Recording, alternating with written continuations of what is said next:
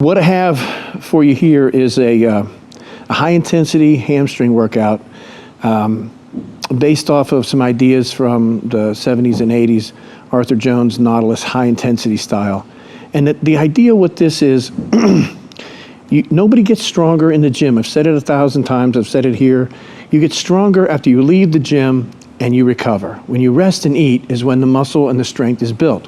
You don't get strong under this roof. You get tired and weaker. You leave weaker than when you came in if you trained well. So nobody builds strength or muscle in this place. This is not the place to do that. So the quicker you can get done here and out there where you can make the growth that you want, that you supposedly want. Now, if you want to spend time in the gym, get a job at a gym. You'll be there all the time.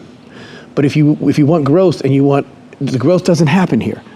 So what we want to do is we want to do the minimum amount of work that we have to do to stimulate all the growth we can for one workout. So there's only a certain amount of growth you can get in one workout. You can't go from a 300-pound bench to a 600-pound bench in one workout. You get there one workout at a time as each workout builds on the last workout. But you can only get so much in one workout. And any work that you do after you've stimulated yourself to get the most gain you can from that single workout, all that effort above that doesn't get you anywhere, but you have to recover from all that. So what we want to do is we want to stimulate the most growth that we can and not do extra work.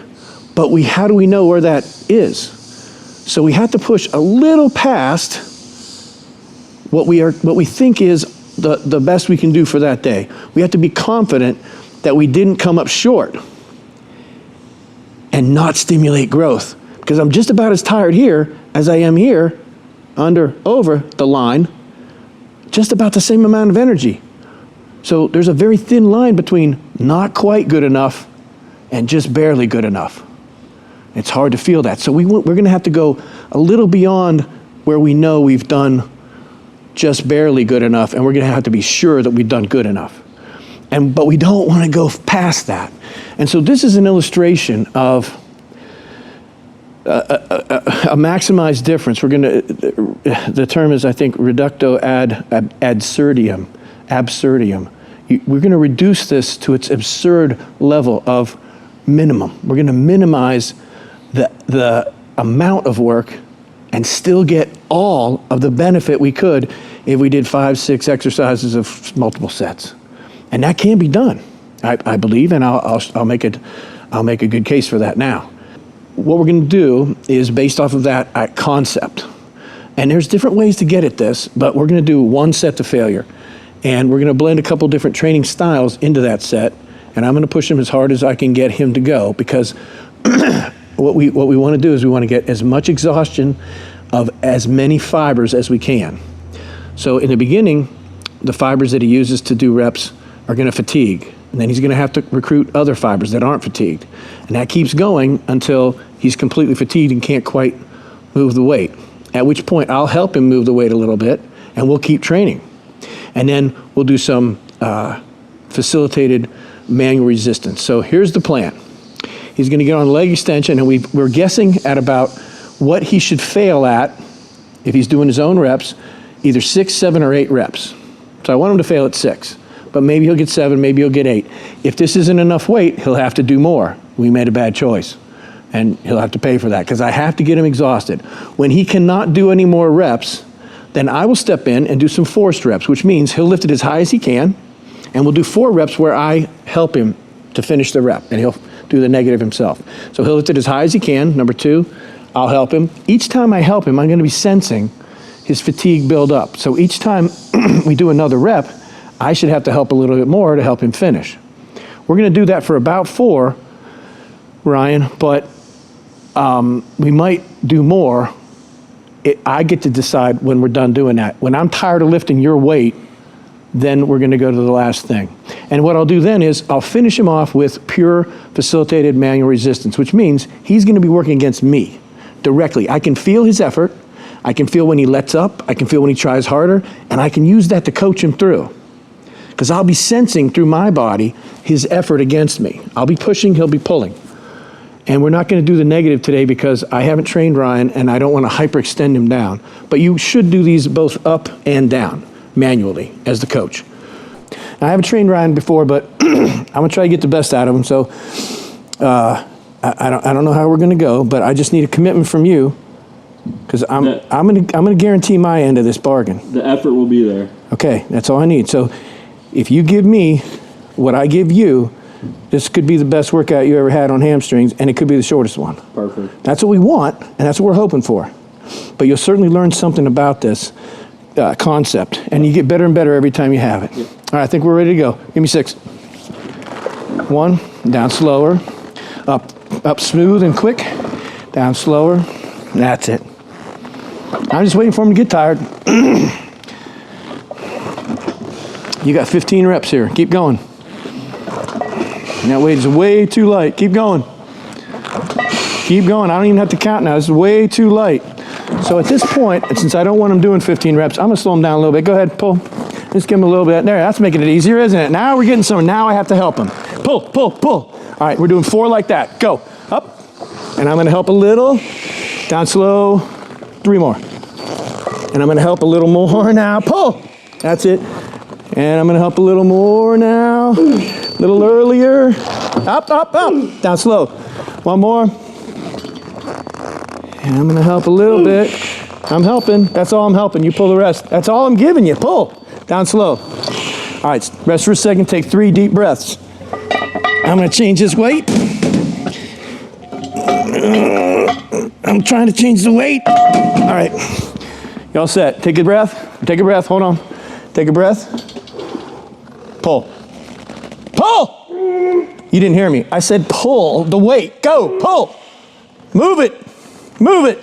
I'm feeling this, and he's not trying hard enough. You told me, you made a bargain with me, and you're cutting out. Pull, pull, pull. 3 more chances. 3 more chances. You ready? Go. Come on.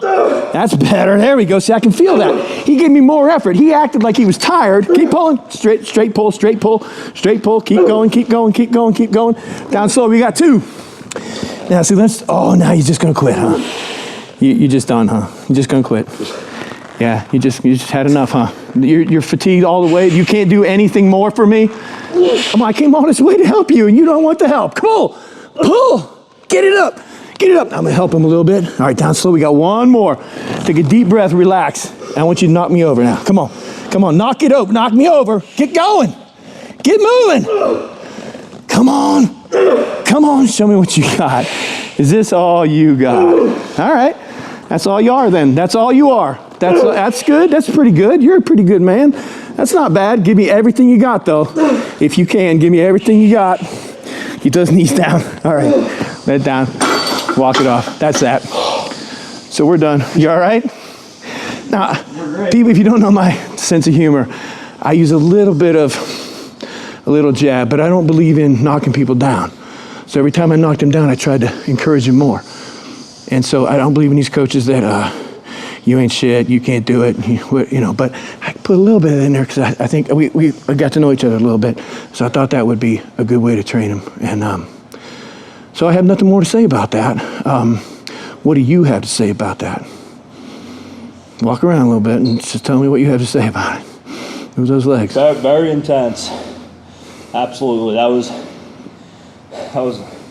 I train this way, I train intense, and that was probably the hardest line hamstring curl I've ever done in my life. Now, can we do another set?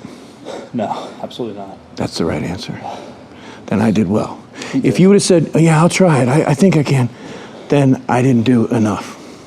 So as a coach, and I didn't know him, and I didn't know the weights, and I don't know this machine, and all kinds of things, so I can give you lots of excuses, but we got the job done, and we got it done at least as good enough for a demonstration. It wasn't perfect, but it was damn good, right? Oh, yeah. And you can now you should be eating right now and going home. Yep. If hamstrings was all we were going to do. But, excuse me, if we were going to do another movement, like calves or quads, we'd rest about 15 minutes. He would meditate or do whatever he has to do. He would recover from this, and then we'd do 8 minutes on that, and then we'd be done. But you can do more than one group. You don't have to come to the gym for 8 minutes and then leave. You can do 2, and sometimes in the early days you can do maybe 3, if they're apart enough. But this is a wonderful demonstration of how much you have to do. You have to do a lot of work to grow, but you don't have to spend a lot of time in the gym to do that lot of work. And you will get bigger and stronger this way. They will come hand in hand. So this is a great off-season training style. It's high recovery. It's a great in-season training style for accessory work. So if you have your big three or you're a squatter or you got to meet, maybe you're going to take a heavy squat and not worry about your bench and deadlift. Well, then you can train through the week, and with your supplementary movements, you can do some of this stuff, because this isn't going to eat into your recovery. You're going to recover from this faster than set after set after set, which we could also have done, and you would also gotten the right amount of growth. But why? Why would we? And here's an answer why we would. The weak of mind can't do this. It's too hard for them. You have to learn how to do this. You have to practice this. And many is the workout that I walked away and said, man, on that third rep or on that sixth, I know exactly where I let up on myself. But that teaches you something too. That teaches where when the chips are down and you're fighting and you think you're doing the best you can, you're driving home and going, man, I think I could have pushed a little harder.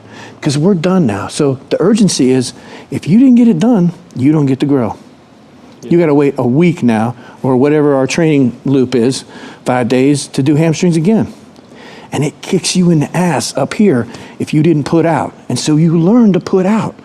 This is my time, this is my moment. This is the white moment. This is the moment of truth, you know? Yep. There's no getting around it. And if you miss it, sayonara, we're done.